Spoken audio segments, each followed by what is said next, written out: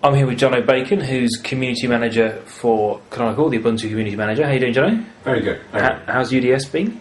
Good. It's going. Everything's going broadly to plan. We've had some great sessions.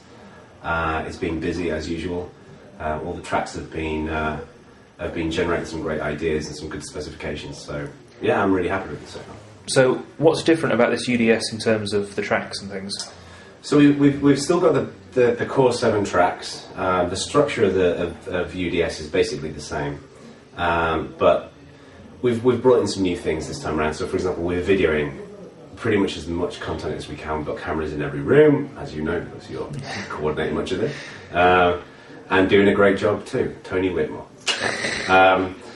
But also, so we're taking audio feeds out from those cameras. We're trying to make the event as inclusive as possible. And we try and do this with every cycle, and some things work, some things don't. So we've got videos in there, we've got live audio streams, we've also got microblogging, which is great because we've basically got an identical account for each track, and people log in and make notes about what's been discussed. And this is great for having proceedings that we can publish afterwards, but the great thing about this is that when I'm sat in the community track, which I'm running, I can actually keep an eye on what's being discussed in other tracks as well. So this is a really great way of learning more about UDS while you're here. And people are using Gobby as well? Yeah, and Gobby, and there's an IRC channel, and people are posting photos on Flickr and Picasso and everything. So yeah, it's I feel like we've made some real headway in terms of making it inclusive. There's still a lot we could do, and new ideas flow out at the end of every UDS. So. One of the differences is that the platform track is now renamed Foundations. Is that right? Yeah. What's the reason for that change? It's mainly we realised that essentially Ubuntu itself is a platform. You know. So it was a bit of a misnomer, and we thought that it just makes more sense to refer to Ubuntu. This is largely a canonical thing, how we think of it in the company, that we think of Ubuntu as the platform team. But we couldn't have the platform team in the platform team, so we renamed it Foundations. Just a clarification. So what are you personally wanting to get out of this UDS?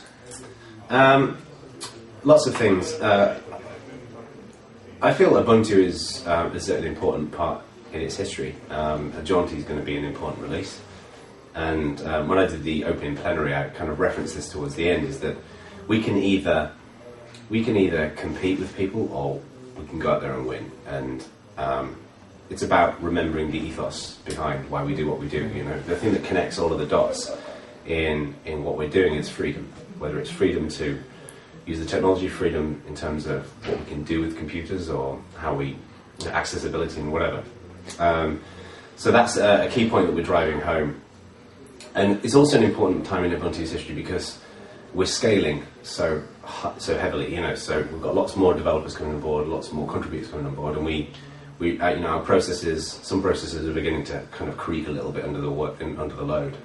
So we've been spending a lot of time rethinking about developer processes and how we approach new contributors coming into the community. You know, how they access the community fresh from Ubuntu.com to how they become developers, how loco teams function.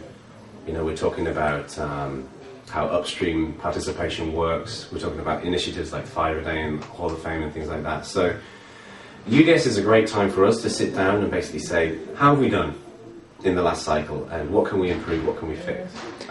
You had a big session on Motu this morning, yeah, and the wider developer community. What sort of things are going to come out of that? Yeah, so Motu is one such example. You know, Motu is typically the place where people start when they want to do packaging, which is obviously a significant contribution in Ubuntu. It's one of the main areas that people contribute. And it's quite a complex process. And, you know, we've had some people who've gone through it and felt like it was a bit too complex, or they've struggled in different areas. And we just wanted to sit down and say, you know, where are the bottlenecks? Where are the things that we can improve? And sort of say, okay, these are all the different steps that are involved in this process. Is each step necessary? Is each step relevant? And we spent nearly 2 hours this morning in a plenary discussing it. We got loads of feedback, and there was another discussion later on in the day, and there's another discussion later in the week about it, and we had another couple of hours on specifically Motu yesterday. So it's a key theme at UDS's time, is to make sure our developer processes really are as smooth and as optimal as possible, to make Ubuntu productive for people, but to also make it a lot of fun as well.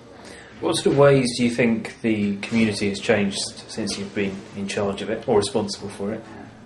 It's changed a lot. I mean, I think a year is a long time in any open source community, let alone a huge open source community like Ubuntu. And I've been here for just over 2 years, so a lot's changed.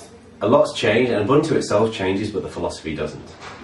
You know, like, we push out new releases, but the core goals and the ethos that we're here for remains pretty much the same. And so we've seen a lot of technical change, but we've also seen so many more people coming in. You know, I love the fact that Ubuntu is so diverse. I love the fact that we have people here at UDS who know next to nothing about programming and packaging. And we have people here who know loads about programming and packaging, and they know next to nothing about translations and documentation and advocacy and things like that. So I think it's become a more diverse place, and I feel like the sense of communities even has grown further as well. I think we all feel like we feel more of a family now than we did a year ago, particularly. So you talked in the plenary you did yesterday morning, the introduction, about remembering why people fell in love with Ubuntu in the first place. Yeah. Is there a risk that people get so bogged down in the nitty-gritty of running a community or running their particular project or something and forget about that, and just sort of it becomes a work project almost? That was exactly the reasoning for it. The story behind this is that, so with my team, we basically, you know, we spend our days trying to improve the wide variety of aspects of the community, and it's not about 3 of us doing it, it's about us helping to enable other people to do it.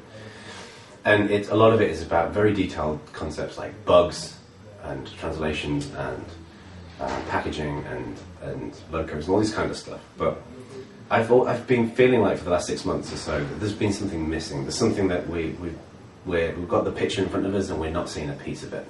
And I couldn't put my finger on what it was, and it was bothering me for a while, because it wasn't a project or an initiative, it was just something else.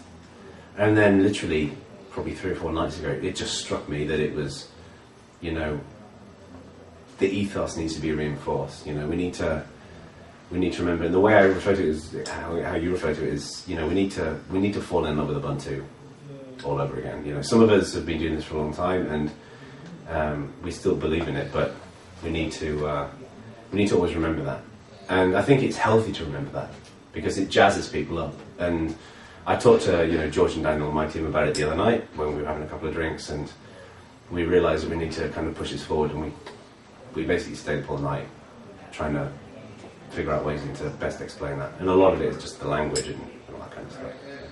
Now, as well as all the fascinating sessions you get to do during the day here, there's a big social aspect to UDS as well. What sort of things are happening this week?